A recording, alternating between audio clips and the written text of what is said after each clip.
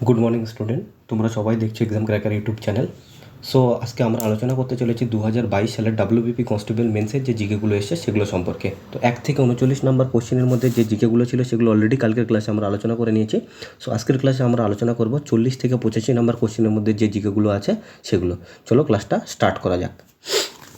প্রথম কোশ্চেন, যে 1853 সালে প্রথম রেলপথ নিম্নোক্ত কোন রাজ্যে স্থাপিত হয়েছিল? তো এখানে কোশ্চেনটা জিজ্ঞেস করেছে যে ভারতের প্রথম রেল কোন রাজ্যে চলেছিল, সেটা কি হবে? মহারাষ্ট্রে। যদি বলে ভারতের প্রথম রেল কোন রাজ্যে চলেছিল, আমরা কি বলবো? মহারাষ্ট্রে।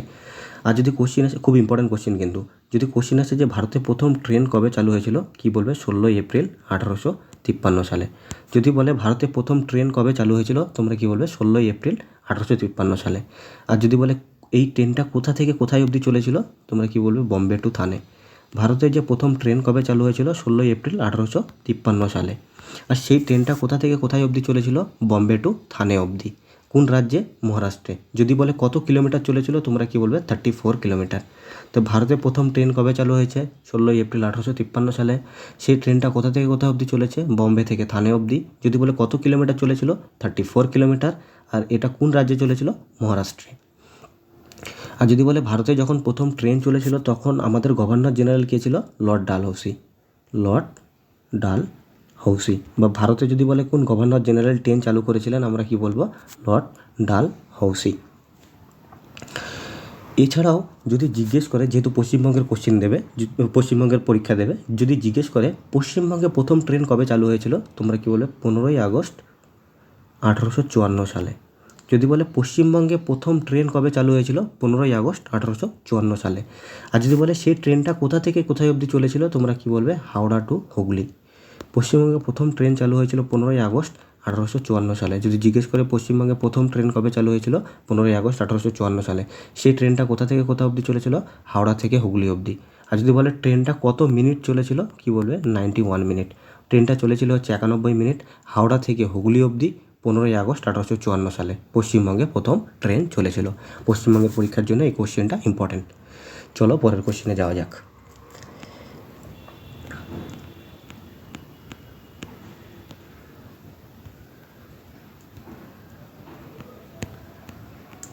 পরের কোশ্চেন হলো যে মহাত্মা গান্ধী চম্পারণ নামক যে স্থান থেকে আইন অমান্য আন্দোলন শুরু করেছিলেন সেটি নিম্নলিখিত কোন রাজ্যে অবস্থিত?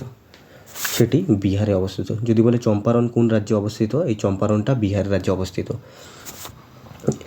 গান্ধীজি এর আগে কিছু জেনে নিতে হবে যে, যদি বলে গান্ধীজি দক্ষিণ আফ্রিকা থেকে ভারতে কবে এসেছিল, 9 জানুয়ারি 1915 সালে। যদি বলে গান্ধীজি দক্ষিণ আফ্রিকা থেকে ভারতে কবে এসেছিল, 9 জানুয়ারি 1915 সালে। সেই জন্য 9 জানুয়ারি আমরা কি পালন করি? প্রবাসী ভারতীয় দিবস। যদি বলে প্রবাসী ভারতীয় দিবস কবে পালন করা হয়? প্রবাসী ভারতীয় দিবস। যদি বলে প্রবাসী ভারতীয় দিবস কবে পালন করা হয়? 9 জানুয়ারি। কেন? কারণ 9 জানুয়ারি 1915 সালে গান্ধীজি কী করেছিল? দক্ষিণ আফ্রিকা থেকে ভারতে এসেছিল। এরপর গান্ধীজি ভারতে আসার পর প্রথম যে সত্যাগ্রহটা লড়েছিলেন সেটা কি? চম্পারণ সত্যাগ্রহ। আর কবে? 1917 সালে। খুব ইম্পর্ট্যান্ট। যদি বলে গান্ধীজি ভারতে ফেরার পর প্রথম যে সত্যাগ্রহটা করেছিলেন সেই সত্যাগ্রহটার নাম কি? চম্পারণ সত্যাগ্রহ। যদি বলে এই চম্পারণ সত্যাগ্রহ গান্ধীজি কবে করেছিলেন? 1917 সালে। আর এই চম্পারণটা কোথায়? বিহারে। এই চম্পারণ সত্যাগ্রহটা অ্যাকচুয়ালি 3 কাঠিয়া সিস্টেমের জন্য হয়েছিল।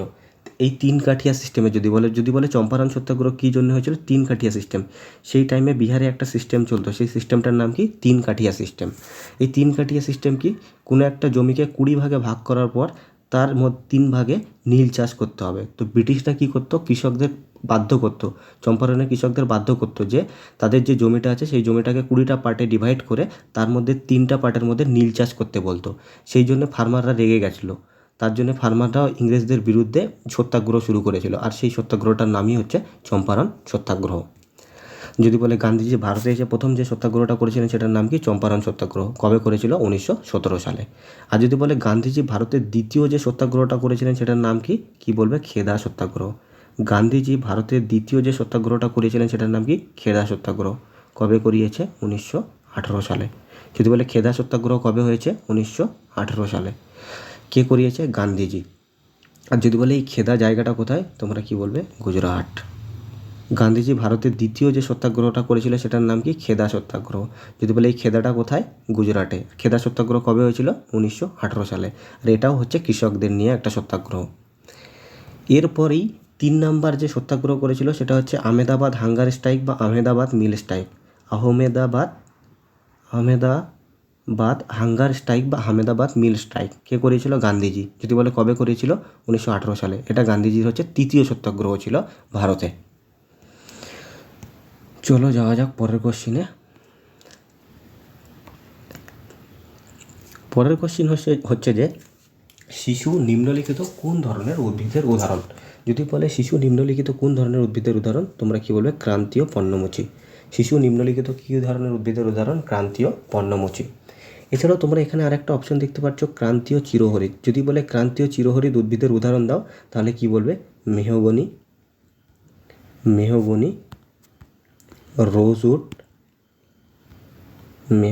রোজউড, রাবার, এগুলো কি ক্রান্তীয় চিরহরিৎ উদ্ভিদের উদাহরণ। যদি বলে ক্রান্তীয় চিরহরিৎ উদ্ভিদের উদাহরণ কি? Mahogany, rosewood, rubber. ডাইরেক্টলি জিজ্ঞেস করবে যে রাবার কী ধরনের উদ্ভিদ, কী বলবে? ক্রান্তীয় চিরহরিৎ। আর শিশু কী ধরনের উদ্ভিদ? ক্রান্তীয় পর্ণমোচী। এই ক্রান্তীয় পর্ণমোচী উদ্ভিদগুলোর বৈশিষ্ট্য কীরকম? এই ক্রান্তীয় পর্ণমোচী উদ্ভিদগুলো গ্রো করার জন্য, মানে জন্মানোর জন্য হচ্ছে 70 থেকে 200 সেন্টিমিটার বৃষ্টিপাতের প্রয়োজন হয়। 70 থেকে 200 সেন্টিমিটার বৃষ্টিপাতের প্রয়োজন হয় এই ক্রান্তীয় পর্ণমোচীর উদ্ভিদ জন্মানোর জন্য। আর এই ক্রান্তীয় পর্ণমোচী উদ্ভিদগুলো কী করে? গরমের টাইমে 6 থেকে 8 সপ্তাহের মধ্যে কী করে? তাদের পাতাগুলো ঝরিয়ে ফেলে। ক্রান্তীয় পর্ণমোচী উদ্ভিদগুলো 6 থেকে 8 সপ্তাহের মধ্যে গরমের টাইমে কী করে? তাদের পাতাগুলো ঝরিয়ে ফেলে। চলো পরের কোশ্চেনে যাওয়া যাক।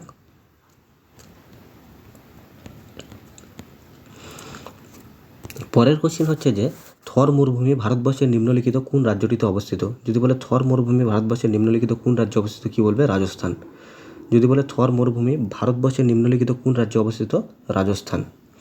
এই থর মরুভূমির আরেক নাম হচ্ছে দ্য গ্রেট ইন্ডিয়ান ডিজার্ট। এটাও কোশ্চেন জিজ্ঞেস করে, দ্য গ্রেট ইন্ডিয়ান ডিজার্ট কোথায়? রাজস্থানে। The great Indian desert. Thar মরুভূমির আরেক নাম কি? The great Indian desert. জিজ্ঞেস করে যে গ্রেট ইন্ডিয়ান ডিজার্টটা ভারতের কোন রাজ্যে? রাজস্থান। থর মরুভূমিরই আরেক নাম হচ্ছে দ্য গ্রেট ইন্ডিয়ান ডিজার্ট।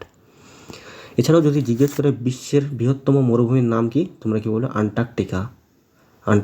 ভালো করে কোশ্চেন শুনবে। বিশ্বের বৃহত্তম মরুভূমির নাম কি? আন্টার্কটিকা। যদি আন্টার্কটিকা অপশনে না থাকে তাহলে তোমরা যদি আন্টার্কটিকা অপশনে না থাকে তাহলে উত্তর কী হবে? সাহারা। যদি বলে বিশ্বের বৃহত্তম মরুভূমির নাম কি, যদি আন্টার্কটিকা অপশনে থাকে তাহলে অ্যান্সার হবে আন্টার্কটিকা। যদি আন্টার্কটিকা অপশনে না থাকে তাহলে অ্যান্সার কী হবে? সাহারা। আর যদি বলে বিশ্বের বৃহত্তম বা হটেস্ট সবথেকে বড় হটেস্ট মরুভূমির নাম কি, বিশ্বের সবথেকে বড় গরমতম মরুভূমির নাম কি, তখন উত্তর হবে সাহারা। যদি বলে বিশ্বের সবথেকে বড় গরমতম মরুভূমি, তোমরা সবাই জানো আন্টার্কটিকা শীতল, তো যদি বিশ্বের সবথেকে বড় গরমতম মরুভূমির নাম জিজ্ঞেস করে সাহারা। কিন্তু যদি জিজ্ঞেস করে বিশ্বের বৃহত্তম মরুভূমির নাম কি, আন্টার্কটিকা। যদি অপশনে আন্টার্কটিকা থাকে তাহলে আন্টার্কটিকা ঠিক হবে, যদি অপশনে আন্টার্কটিকা না থাকে তাহলে কি ঠিক করবে? সাহারা। আর যদি জিজ্ঞেস করে এই সাহারা মরুভূমিটা কোথায়, যদি জিজ্ঞেস করে যে এই সাহারা মরুভূমিটা কোথায়, মানে কোন মহাদেশে, তোমরা কি বলবে? আফ্রিকা। যদি বলে এই সাহারা মরুভূমিটা কোন দেশে, তোমরা কি বলবে? আফ্রিকা মহাদেশে হচ্ছে এই সাহারা মরুভূমিটা।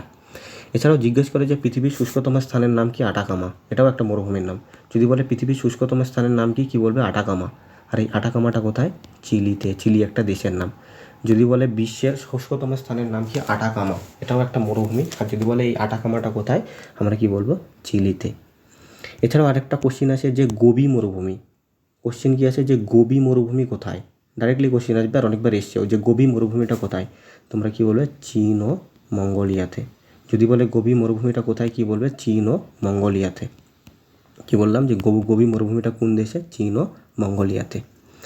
এছাড়াও কোশ্চিন আসে যা গ্রেট ভিক্টোরিয়ান ডিজার্ট কোথায়? এটাও ইম্পর্টেন্ট কোশ্চেন, যে গ্রেট ভিক্টোরিয়ান ডিজার্ট। যদি জিজ্ঞেস করে গ্রেট ভিক্টোরিয়ান ডিজার্ট কোথায়, তোমরা কি বলবে? অস্ট্রেলিয়া।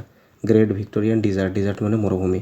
যদি বলে গ্রেট ভিক্টোরিয়ান ডিজার্ট কোথায়, কি বলবে? অস্ট্রেলিয়া। যদি বলে গ্রেট ভিক্টোরিয়ান ডিজার্টটা কোথায়, কি বলবে? অস্ট্রেলিয়াতে হচ্ছে গ্রেট ভিক্টোরিয়ান ডিজার্ট। চলো পরের কোশ্চিনে যাওয়া যাক। পরের কোশ্চিন হচ্ছে বাংলা ও বাঙালি। এই টপিকটার নাম হচ্ছে বাংলা ও বাঙালি, যেখান থেকে পিএসসিতে কোশ্চেন জিজ্ঞেস করে যে মেঘনাদ বধ কাব্য কে রচনা করেছিলেন। যদি বলে মেঘনাদ বধ কাব্য কে রচনা করেছিলেন, মাইকেল মধুসূদন দত্ত। যদি বলে মেঘনাদ বধ কাব্য কে রচনা করেছিলেন, মাইকেল মধুসূদন দত্ত। এছাড়াও তোমরা এখানে আরেকটা অপশন দেখছো, কবি জসিমউদ্দিন। একে কি বলা হয়? পল্লী কবি। যদি বলে পল্লী কবি নামে কে পরিচিত বা পল্লী কবি কাকে বলে, আমরা কি বলবো, কবি জসীমউদ্দিন। এছাড়াও তোমরা এখানে আরেকটা অপশন দেখতে পাচ্ছ, জয় গোস্বামী। জয় গোস্বামীর লেখা একটা বই, যেটা পরীক্ষায় অলরেডি জিজ্ঞেস করেছে, যে সাঁঝ বাতির রূপকথা। সাঁঝ বাতির রূপকথা যদি জিজ্ঞেস করে, সাঁঝ বাতির রূপকথা এই বইটা কার লেখা? এই বইটা হচ্ছে জয় গোস্বামীর লেখা। যদি বলে সাঁঝ বাতির রূপকথা এই বইটা কার লেখা? জয় গোস্বামীর লেখা। খুব ইম্পর্টেন্ট কোশ্চেন, যে সাঁঝ বাতির রূপকথা কার লেখা? জয় গোস্বামীর লেখা। এটা অলরেডি পরীক্ষায় এসছে। এছাড়াও তোমরা এখানে অপশন দেখছো রবীন্দ্রনাথ ঠাকুর। রবীন্দ্রনাথ ঠাকুর অনেক বই লিখেছে, অনেক গল্প লিখেছে, তো জিজ্ঞেস করে কাবুলিওয়ালা এটা কার লেখা? যদি বলে কাবুলিওয়ালা কার লেখা, কি বলবে? রবীন্দ্রনাথ ঠাকুর। পরীক্ষায় অলরেডি অনেকবার জিজ্ঞেস করেছে কাবুলিওয়ালা এটা কার লেখা? রবীন্দ্রনাথ ঠাকুর। এছাড়াও আরেকটা আছে গীতাঞ্জলি, সবাই জানো গীতাঞ্জলি। যদি বলে এই গীতাঞ্জলি উপন্যাসটা কার লেখা? রবীন্দ্রনাথ ঠাকুর। তার জন্য রবীন্দ্রনাথ ঠাকুর 1913 সালে কী পেয়েছিলেন? নোবেল পুরস্কার। যদি বলে গীতাঞ্জলি কার লেখা? গীতাঞ্জলি রবীন্দ্রনাথ ঠাকুরের লেখা। তার জন্য রবীন্দ্রনাথ ঠাকুর 1913 সালে নোবেল পুরস্কার পেয়েছিলেন। তিনি প্রথম ভারতীয় ছিলেন যিনি নোবেল পুরস্কার পেয়েছিলেন। এছাড়াও রবীন্দ্রনাথ ঠাকুরের লেখা বাকি, যেরকম সোনার তরী, যদি জিজ্ঞেস করে সোনার তরী কার লেখা? সোনার তরী কার লেখা? কী বলবে? রবীন্দ্রনাথ ঠাকুর। যদি জিজ্ঞেস করে শেষের কবিতা, শেষের কবিতা কার লেখা? রবীন্দ্রনাথ ঠাকুর। সোনার তরী কার লেখা? রবীন্দ্রনাথ ঠাকুর। শেষের কবিতা কার লেখা? রবীন্দ্রনাথ ঠাকুর। এছাড়াও আরেকটা আছে গোরা, খুব ইম্পর্টেন্ট, গোরা খুবই ইম্পর্টেন্ট। যদি বলে গোরা কার লেখা? রবীন্দ্রনাথ ঠাকুর। এছাড়াও চোখের বালি, যদি জিজ্ঞেস করে চোখের বালি কার লেখা? রবীন্দ্রনাথ ঠাকুর। গোরাটা খুব ইম্পর্টেন্ট, অলরেডি পরীক্ষা অনেকবার এসছে। সোনার তরী কার লেখা? রবীন্দ্রনাথ ঠাকুর। শেষের কবিতা কার লেখা? রবীন্দ্রনাথ ঠাকুর। গোরা কার লেখা? রবীন্দ্রনাথ ঠাকুর। যদি বলে চোখের বালি কার লেখা? রবীন্দ্রনাথ ঠাকুর। এছাড়াও পিএসসির পরীক্ষায় একটা কোশ্চিন এসেছিল যে রক্তকরবী, রক্তকরবী এটা কার লেখা? এটাও রবীন্দ্রনাথ ঠাকুরের লেখা। এটা অলরেডি পরীক্ষায় আসা কোশ্চিন। যদি বলে রক্তকরবী কার লেখা, তোমরা কি বলবে? রবীন্দ্রনাথ ঠাকুর। চলো পরের কোশ্চিনে যাওয়া যাক। পরের কোশ্চেন হলো যে লিওনেল মেসি বর্তমান কোন ক্লাবটিতে ফুটবল খেলেন? এটা জানার আগে প্রথমে জেনে নাও যে লিওনেল মেসি কোন দেশের প্লেয়ার ছিলেন। যদি জিজ্ঞেস করে লিওনেল মেসি কোন দেশের প্লেয়ার ছিলেন, কি বলবে? আর্জেন্টিনা। যদি বলে লিওনেল মেসি কোন দেশের প্লেয়ার ছিলেন? আর্জেন্টিনা। আর লিওনেল মেসি কোন খেলার সাথে যুক্ত? ফুটবল, সবাই জানো। যদি বলে লিওনেল মেসি কোন খেলার সাথে যুক্ত? ফুটবল। কোন দেশের প্লেয়ার ছিল? আর্জেন্টিনা। এই যে 2022 সালে ফুটবল বিশ্বকাপ হয়েছিল, 2022 সালে ফুটবল বিশ্বকাপ কে জিতেছে? আর্জেন্টিনা। যদি বলে কাকে হারিয়ে জিতেছে? ফ্রান্সকে। ফ্রান্স রানার্স ছিল। যদি বলে 2022 সালে ফুটবল বিশ্বকাপ কে জিতেছে? আর্জেন্টিনা। কাকে হারিয়ে? ফ্রান্সকে। যদি বলে 2022 সালে ফুটবল বিশ্বকাপ কোথায় হয়েছিল? কাতার। তাহলে কি বললাম? 2022 সালে ফুটবল বিশ্বকাপ কোথায় হয়েছে? কাতার। কে জিতেছে? আর্জেন্টিনা। কাকে হারিয়ে? ফ্রান্সকে। এবার কোশ্চেনটা হলো যে লিওনেল মেসি বর্তমানে কোন ক্লাবটিতে ফুটবল খেলেন? এটা 2022 সালের পরীক্ষায় এসেছিল। তখন 2022 সালের কারেন্ট অ্যাফেয়ার্সের কোশ্চেন ছিল। তখন লিওনেল মেসি যে ক্লাবের হয়ে ফুটবল খেলতেন সেটা হচ্ছে বার্সেলোনা। তখন লিওনেল মেসি যে ফুটবলের হয়ে যে ক্লাবের হয়ে ফুটবল খেলতেন সেটার নাম কি? বার্সেলোনা। কিন্তু বর্তমান টাইমে লিওনেল মেসি যে টিমের হয়ে যে ক্লাবের হয়ে ফুটবল খেলেন সেটার নাম হচ্ছে ইন্টার মিয়ামি। তোমার পরীক্ষায় এটা হচ্ছে কারেন্ট অ্যাফেয়ার্সের কোশ্চেন, তোমার পরীক্ষার জন্য এটা ইম্পর্টেন্ট। যদি বলে বর্তমানে লিওনেল মেসি কোন ক্লাবের হয়ে ফুটবল খেলেন, তোমরা কি বলবে? Inter Miami. বাট যখন এই কোশ্চেনটা পরীক্ষা ছিল তখন লিওনেল মেসি যে ক্লাবের হয়ে ফুটবল খেলতেন সেটা হচ্ছে বার্সেলোনা। এছাড়াও এখান থেকে আরেকটা কোশ্চেন আসে কি, যে প্রথম ফুটবল বিশ্বকাপ কবে হয়েছে? 1930 সালে। স্ট্যাটিক জিকের খুব ইম্পর্টেন্ট কোশ্চেন। যদি বলে প্রথম ফুটবল বিশ্বকাপ কবে হয়েছে? 1930 সালে। আর যদি বলে প্রথম ফুটবল বিশ্বকাপ কোথায় হয়েছিল, তোমরা কি বলবে? উরুগুয়েতে। প্রথম ফুটবল বিশ্বকাপ কবে হয়েছে? 1930 সালে। আর যদি বলে প্রথম ফুটবল বিশ্বকাপ কোথায় হয়েছিল? উরুগুয়েতে। আর প্রথম ফুটবল বিশ্বকাপ জিতেছিল কে? উরুগুয়ে। যদি বলে প্রথম ফুটবল বিশ্বকাপ জিতেছিল কে? উরুগুয়ে। চলো পরের কোশ্চেনে যাওয়া যাক। পরের কোশ্চেন হচ্ছে যে অমর্ত্য সেন নিম্নলিখিত কোন বিষয়ে তার অবদানের জন্য নোবেল পুরস্কার লাভ করেন? তো অমর্ত্য সেন নোবেল পুরস্কার পেয়েছিলেন হচ্ছে অর্থনীতিতে। আর যদি বলে কবে অমর্ত্য সেন নোবেল পুরস্কার পেয়েছিলেন? 1998। এটাও পিএসসির পরীক্ষার জন্য খুব ইম্পর্টেন্ট কোশ্চেন। যদি বলে অমর্ত্য সেন কবে নোবেল পুরস্কার পেয়েছিলেন, তো বলে কী বলবে? 1998 সালে অমর্ত্য সেন নোবেল পুরস্কার পেয়েছিলেন। আর যদি বলে অমর্ত্য সেন কোন ক্ষেত্রে নোবেল পুরস্কার পেয়েছিলেন? অর্থনীতিতে। এবার তোমাদের পরীক্ষার জন্য ইম্পর্টেন্ট কোশ্চেন হয়ে যাবে যে 2023 সালে যদি জিজ্ঞেস করে 2023 সালে অর্থনীতিতে নোবেল পুরস্কার কে পেয়েছেন? Claudia golden. যদি বলে 2023 সালে অর্থনীতিতে নোবেল পুরস্কার কে পেয়েছেন? Claudia golden. যদি বলে 2023 সালে অর্থনীতিতে নোবেল পুরস্কার কে পেয়েছেন, তোমরা কি বলবে? Claudia golden. এ অর্থনীতিতে পেয়েছিল। আর যদি জিজ্ঞেস করে 2023 সালে সাহিত্যে কে নোবেল পুরস্কার পেয়েছিলেন, এটা রিসেন্টলি ফুড এসআইয়ের যে পরীক্ষা হয়েছে সেখানে এসেছিল। কে পেয়েছিলেন? জন ফসে। রিসেন্টলি 2024 সালে যে ফুড এসআইয়ের পরীক্ষা হয়েছিল সেখানে জিজ্ঞেস করেছিল যে 2023 সালে সাহিত্যে নোবেল পুরস্কার কে পেয়েছিলেন। যদি বলে 2023 সালে সাহিত্যে নোবেল পুরস্কার কে পেয়েছিলেন, তোমরা কি বলবে? জন ফসে। এছাড়াও আরেকটা ইম্পর্টেন্ট কোশ্চেন আছে যে 2023 সালে শান্তিতে নোবেল পুরস্কার কে পেয়েছিলেন, তোমরা কি বলবে? নার্গিস মোহাম্মদী। খুব ইম্পর্টেন্ট কোশ্চেন। নার্গিস মোহাম্মদী একজন ইরানের অ্যাক্টিভিস্ট। নার্গিস মোহাম্মদী কোথাকার ছিলেন? ইরান। যদি বলে কোথাকার? ইরান। তাহলে কি বললাম? 2023 সালে শান্তিতে নোবেল পুরস্কার কে পেয়েছেন? নার্গিস মোহাম্মদী। যদি বলে এই নার্গিস মোহাম্মদী কোন দেশের ছিলেন? ইরানের। পরীক্ষায় কোশ্চিন আসে যে নোবেল পুরস্কার প্রথম কবে দেওয়া হয়েছিল। যদি জিজ্ঞেস করে নোবেল পুরস্কার প্রথম কবে দেওয়া হয়েছিল, তোমরা কি বলবে? 1901 সালে। যদি বলে নোবেল পুরস্কার প্রথম কবে দেওয়া হয়েছিল, তোমরা কি বলবে? 1901 সালে। আর এই নোবেল পুরস্কার মোট 6টা ক্ষেত্রে দেওয়া হয়। যদি জিজ্ঞেস করে এই নোবেল পুরস্কার কটা ক্ষেত্রে দেওয়া হয়? 6টা। খুব ইম্পর্টেন্ট কোশ্চেন। নোবেল পুরস্কার প্রথম কবে দেওয়া হয়েছিল? 1901 সালে। আর যদি জিজ্ঞেস করে এই নোবেল পুরস্কার মোট কটা ক্ষেত্রে দেওয়া হয়? 6টা। সেই 6টা ক্ষেত্র কী কী? অর্থনীতি, তারপর শান্তি, তারপর মেডিসিন, অর্থনীতি, শান্তি, মেডিসিন, ফিজিক্স, কেমিস্ট্রি। অর্থনীতিতে দেওয়া হয়, শান্তিতে দেওয়া হয়, তারপরে মেডিসিনে দেওয়া হয়, ফিজিক্সে দেওয়া হয়, কেমিস্ট্রিতে দেওয়া হয়। কটা ক্ষেত্রে দেওয়া হয় বললাম? 6টা। তার মধ্যে এখানে 5টা আমি অলরেডি লিখে দিয়েছি। অর্থনীতি, শান্তি, মেডিসিন, ফিজিক্স, কেমিস্ট্রি, এই 6টা ক্ষেত্রে দেওয়া হয়।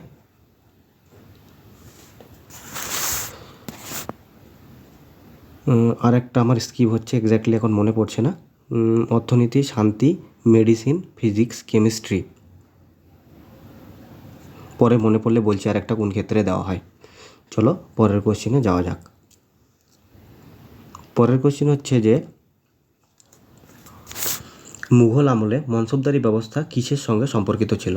যদি বলে মুঘল আমলে মনসবদারি ব্যবস্থা কিসের সাথে সম্পর্কিত ছিল, তোমরা কি বলবে? সৈন্যবাহিনী। মুঘল আমলে মনসবদারি ব্যবস্থা কিসের সাথে সম্পর্কিত ছিল? সৈন্যবাহিনী। তার থেকে বেশি ইম্পর্টেন্ট কোশ্চেন হচ্ছে যে এই মনসবদারি ব্যবস্থার প্রচলন কে শুরু করেছিলেন? আকবর। যদি বলে এই মনসবদারি প্রথার প্রবর্তন বা কে শুরু করেছিলেন? আকবর। যদি বলে এই মনসবদারি ব্যবস্থা কিসের সাথে সম্পর্কিত ছিল? সৈন্যবাহিনী। আর এই মনসবদারি প্রথার প্রবর্তক কে ছিলেন? আকবর। মনসবদারি প্রথার প্রবর্তক কে ছিলেন? আকবর। আর যদি বলে এই মনসবদারি ব্যবস্থাটা কি, এই মনসবদারি ব্যবস্থাটা হলো অ্যাকচুয়ালি র্যাঙ্কিং। মনসবদারি ব্যবস্থাটা অ্যাকচুয়ালি কি? র্যাঙ্কিং। র্যাঙ্কিংটা কী টাইপের? যেরকম আর্মিতে প্রথমে নর্মাল আর্মিরা থাকবে, তারপরে সেই আর্মিদের একজন জেনারেল থাকবে, সেই জেনারেলের একজন কমান্ডার থাকবে। এই যে র্যাঙ্কিং হচ্ছে আর্মিদের, এই র্যাঙ্কিংয়ের প্রসেসটাকেই আমরা কি বলি? মনসবদারি ব্যবস্থা। আর যদি বলে এই মনসবদারি ব্যবস্থার প্রবর্তন কে করেছিলেন? আকবর। আর এই মনসবদারি ব্যবস্থাটা কিসের সাথে যুক্ত? সৈন্যবাহিনী। এছাড়াও কোশ্চেন জিজ্ঞেস করে দিন ই ইলাহির প্রবর্তক কে? দিন ই ইলাহি। যদি বলে দিন ই ইলাহি এর প্রবর্তক কে, তাহলে আমরা কি বলবো? আকবর। যদি বলে দিন ই ইলাহি এর প্রবর্তককে, আমরা কি বলবো? আকবর। দিন ই ইলাহির প্রবর্তককে আমরা কি বলবো? আকবর। এছাড়াও কোশ্চেন আসে যে বুলন্দ দরজা, এটা কে তৈরি করেছে? বুলন্দ দরজা এটা কে তৈরি করেছে? আমরা কি বলবো? আকবর। আর যদি বলে কবে তৈরি করেছে? 1575 সালে। 1575 সালে। তাহলে কি বললাম? বুলন্দ দরজা কে তৈরি করেছে? আকবর। যদি বলে আকবর কবে বুলন্দ দরজা তৈরি করেছে? 1575 সালে। অ্যাকচুয়ালি গুজরাট জেতার পর আকবর কী করেছিল? বুলন্দ দরজা তৈরি করেছিল জেতার খুশিতে। এই গুজরাট জেতার পর সেই জেতার খুশিতে, গুজরাট যে জিতে গেছিলো তার খুশিতে এই বুলন্দ দরজা তৈরি করেছিল। কবে তৈরি করেছিল? 1575 সালে। আর মনসবদারি প্রথার প্রবর্তন কে করেছে? আকবর। দিন-ই ইলাহির প্রবর্তন কে করেছে? আকবর। চলো পরের কোশ্চেনে যাওয়া যাক। পরের কোশ্চেন হচ্ছে যে ইউরোর শব্দটি নিম্নলিখিত কিসের সঙ্গে সম্পর্কিত? তোমরা সবাই জানো ইউরো হচ্ছে মুদ্রার নাম। তাহলে এটা কিসের সাথে সম্পর্কিত হবে? অর্থনীতি। যে ইউরোপিয়ান ইউনিয়ন আছে ইইউ, যদি বলে ইউরোপিয়ান ইউনিয়ন ইইউ, এটা একটা সংস্থা। ইউরোপের কয়েকটা দেশ মিলে এই সংস্থাটা তৈরি করেছে। এই যে ইইউ দেখছো, ইউরোপিয়ান ইউনিয়ন, এই ইউরোপিয়ান ইউনিয়ন একটা সংস্থা। ইউরোপের কয়েকটা দেশ মিলে এই সংস্থাটা তৈরি করেছে। যদি বলে এই ইইউ ইউরোপিয়ান ইউনিয়ন কবে তৈরি হয়েছে? 1993 সালে। যদি বলে ইউরোপিয়ান ইউনিয়ন কবে তৈরি হয়েছে 1993 সালে। আর ইউরোপিয়ান ইউনিয়ন একটা সংস্থা যেখানে ইউরোপের অনেকগুলো দেশ মানে আছে। সেই ইউরোপিয়ান ইউনিয়নের মধ্যে যতগুলো দেশ আছে সেই দেশগুলোর মুদ্রার নাম হচ্ছে ইউরো। এই ইউরোপিয়ান ইউনিয়নের মধ্যে যতগুলো দেশ আছে সেই দেশগুলোর মুদ্রার নাম কি? ইউরো। তাহলে ইউরো শব্দটি কিসের সাথে যুক্ত? তোমরা কি বলবে? অর্থনীতি। চলো পরের কোশ্চেনে যাওয়া যাক।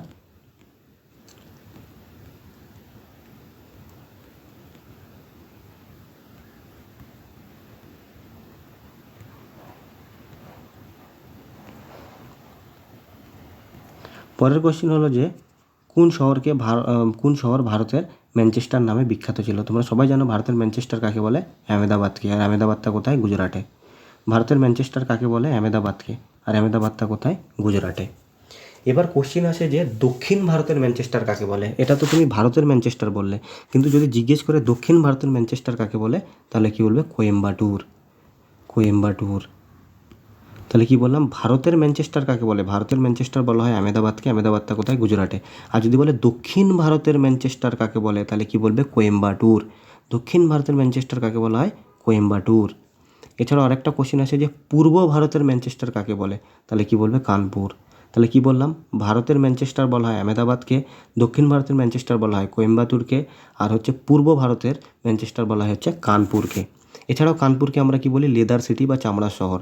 যদি বলে লেদার সিটি কাকে বলে? কানপুরকে। বা যদি বলে চামড়ার সিটি কাকে বলে? কানপুরকে। আর কানপুর কোন নদীর তীরে অবস্থিত? গঙ্গা। যদি বলে কানপুর কোন নদীর তীরে অবস্থিত, তাহলে তোমরা কি বলবে? গঙ্গা। এই কোশ্চেনটা পরীক্ষায় এসছে। কানপুর কোন নদীর তীরে অবস্থিত? গঙ্গা। কানপুরকে কি বলা হয়? লেদার সিটি বা চামড়া শহর। বা পূর্ব ভারতের ম্যানচেস্টার কাকে বলে? কানপুরকে। চলো পরের কোশ্চেনে যাওয়া যাক।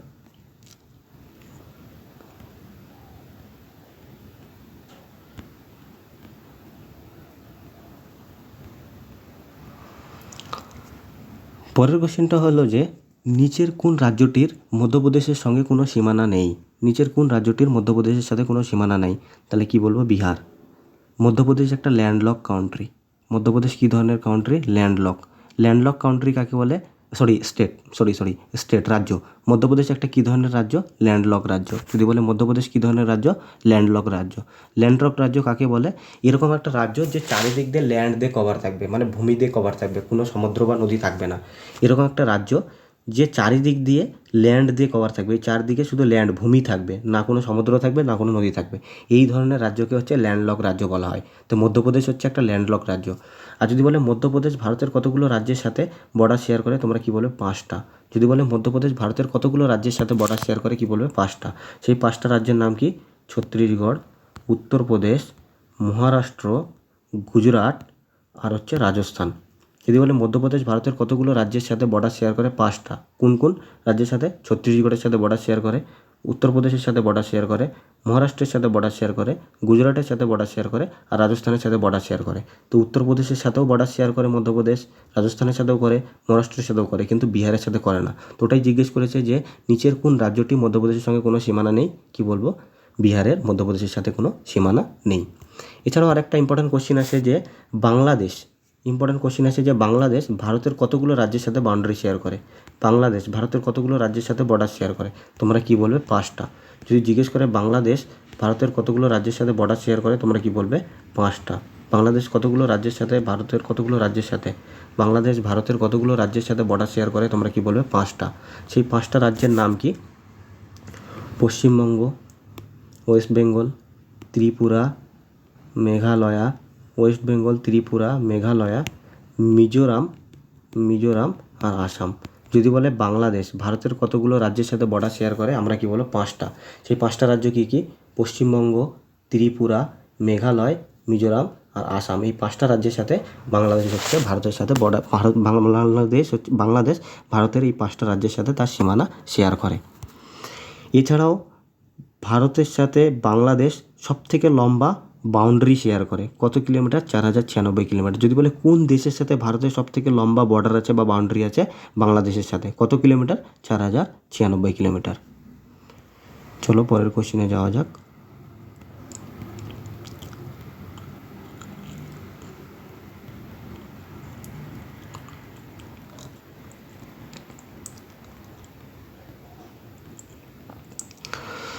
পরের কোশ্চেন হচ্ছে যে বাংলার আকবর কাকে বলা হয়? বাংলার আকবর বলা হয় হোসেন শাহকে, আলাউদ্দিন হোসেন শাহ। যদি বলে বাংলার আকবর, খুব ফেমাস কোশ্চেন পিএসসির জন্য, যদি বলে বাংলার আকবর কাকে বলে, হোসেন শাহ, মানে আলাউদ্দিন হোসেন শাহ, পুরো নাম হচ্ছে আলাউদ্দিন হোসেন শাহ। যদি বলে বাংলার আকবর কাকে বলা হয়, আলাউদ্দিন হোসেন শাহ। এই আলাউদ্দিন হোসেন শাহ হচ্ছে হোসেন শাহী ডাইনেস্টির ফাউন্ডার ছিল। যদি বলে হোসেন শাহী ডাইনেস্টির ফাউন্ডার কে ছিল, হোসেন শাহী। যদি বলে হোসেন শাহী ডাইনেস্টি মানে হোসেন শাহী বংশের প্রতিষ্ঠাতাকে আলাউদ্দিন হোসেন শাহ, আর এই আলাউদ্দিন হোসেন শাহকেই আমরা কি বলি, বাংলার আকবর। তাহলে যদি জিজ্ঞেস করে বাংলার আকবর কাকে বলা হয়, কি বলবে, আলাউদ্দিন হোসেন শাহ। আর যদি বলে হোসেন শাহী বংশের প্রতিষ্ঠাতাকে কি বলবে, আলাউদ্দিন হোসেন শাহ। এছাড়াও তোমরা এখানে আরেকটা অপশান দেখছো শশাঙ্ক। যদি বলে শশাঙ্ক কোথাকার রাজা ছিল, গৌড়। যদি বলে শশাঙ্ক কোথাকার রাজা ছিল, তোমরা কি বলবে, গৌড়ের রাজা। কোশ্চিন আছে যে গৌড়ের রাজা কে ছিলেন, শশাঙ্ক। বা যদি জিজ্ঞেস করে শশাঙ্ক কোথাকার রাজা ছিলেন, গৌড়। আর একটা কোশ্চিন আছে যে শশাঙ্কের রাজধানী কোথায় ছিল, কি বলবে, কর্ণ সুবর্ণ। পিএসসির পরীক্ষার জন্য খুব ইম্পর্টেন্ট কোশ্চিন এগুলো, কর্ণ সুবর্ণ। যদি বলে শশাঙ্কের রাজধানী কোথায় ছিল, কর্ণ সুবর্ণ। আর শশাঙ্কের রাজধানী কোথায় ছিল, কর্ণ সুবর্ণ। আর শশাঙ্ক কোথাকার রাজা ছিলেন, গৌড়ের রাজা ছিলেন। এছাড়া এখানে তোমরা একটা অপশান দেখছো প্রতাপদিত্য। রিসেন্টলি যে ফুড এসআইয়ের পরীক্ষা হয়েছে, সেই ফুড এসআইয়ের পরীক্ষায় একে দিয়ে প্রতাপদিত্য থেকে একটা কোশ্চিন ছিল যে প্রতাপদিত্য কোথাকার রাজা ছিলেন। যদি বলে প্রতাপদিত্য কোথাকার রাজা ছিলেন, তোমরা কি বলবে, যশোর। এই কোশ্চেনটা ফুড এসআই এসেছিল 2024-এ। যদি বলে প্রতাপদিত্য কোথাকার রাজা ছিলেন, তোমরা কি বলবে, যশোরের রাজা ছিলেন প্রতাপদিত্য। চলো পরের কোশ্চেনে যাওয়া যাক।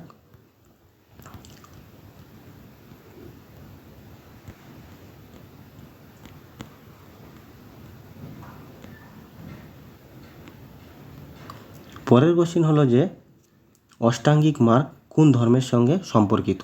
অষ্টাঙ্গিক মার্গ কোন ধর্মের সাথে সম্পর্কিত, তোমরা কি বলবে, বৌদ্ধ ধর্ম। যদি জিজ্ঞেস করে অষ্টাঙ্গিক মার্গ কোন ধর্মের সাথে সম্পর্কযুক্ত, বৌদ্ধ ধর্ম। আর যদি বলে বৌদ্ধ ধর্মের প্রতিষ্ঠাতাকে, কি বলবে, গৌতম বুদ্ধ। যদি বলে বৌদ্ধ ধর্মের প্রতিষ্ঠাতাকে, গৌতম বুদ্ধ। আর যদি বলে বৌদ্ধ ধর্মের ধর্মগ্রন্থের নাম কি, ত্রিপিটক। যদি বলে বৌদ্ধ ধর্মের প্রতিষ্ঠাতাকে, গৌতম বুদ্ধ। বৌদ্ধ ধর্মের ধর্মগ্রন্থের নাম কি, ত্রিপিটক। অষ্টাঙ্গিক মার্গ কোন ধর্মের সাথে যুক্ত, বৌদ্ধ ধর্ম। এছাড়াও তোমরা এখানে আরেকটা অপশান দেখছো জৈন। যদি বলে জৈনদের ধর্মগ্রন্থের নাম কি, তোমরা কি বলবে, আগাম সূত্রস। যদি বলে জৈনদের ধর্মগ্রন্থের নাম কি, তোমরা কি বলবে, আগাম সূত্রস। যদি বলে জৈনদের ধর্মগ্রন্থের নাম কি, আগাম সূত্রস। আর এখান থেকে একটা নাম আছে মহাবীর। যদি বলে মহাবীর কততম জৈন তীর্থঙ্কর ছিলেন, কি বলবে, 24তম। যদি বলে মহাবীর কোন ধর্মের সাথে যুক্ত, জৈন। আর মহাবীর কততম তীর্থঙ্কর ছিলেন, 24তম। এছাড়াও কালকের ক্লাসে আমরা একটা কোশ্চেন ভুল পড়িয়েছিলাম, তো সেই কোশ্চেনটাকে তোমরা কারেক্ট করে নাও। তো কালকের ক্লাসে ওই কোশ্চেনটা ছিল যে C6H5OH এটা কিসের সংকেত। যদি জিজ্ঞেস করে C6H5OH এটা কিসের সংকেত, এটা ফেনল। আমি ভুল করে বলে দিয়েছিলাম ইথাইল অ্যালকোহল, এটা হচ্ছে ফেনলের সংকেত। C6H5OH যদি বলে এটা কিসের ফর্মুলা বা কিসের সংকেত, কি বলবে, ফেনলের। আর আমি ভুল করে বলে দিয়েছিলাম ইথাইল অ্যালকোহল। অ্যাকচুয়ালি ইথাইল অ্যালকোহলের সংকেত কী হবে, C2H5OH। ইথাইল অ্যালকোহলের সংকেত বা ইথানলের সংকেত যদি জিজ্ঞেস করে, ইথাইল অ্যালকোহল আর ইথানল একই জিনিস, যে অ্যালকোহলটা আমরা পান করি। ইথাইল অ্যালকোহল বা ইথানল হচ্ছে একই জিনিস। সেই ইথানলের সংকেত বা ইথাইল অ্যালকোহলের সংকেত বা ফর্মুলা যদি জিজ্ঞেস করে, কি বলবে, C2H5OH। আর ফেনলের সংকেত হচ্ছে C6H5OH। তো 2022 সালের WBP কনস্টেবলের যে জিকেগুলো এসেছিলো মেন্সের, 2022 সালে WBP কনস্টেবল মেন্সের যে জিকেগুলো ছিল, সেগুলো আমাদের সব আলোচনা করা হয়ে গেছে। যদি ক্লাসটা কারো ভালো লেগে থাকে, তাহলে অবশ্যই ক্লাসটাকে লাইক করবে এবং তোমার বন্ধুদের সাথে শেয়ার করবে এবং চ্যানেলটাকে সাবস্ক্রাইব করে দেবে। Thank you.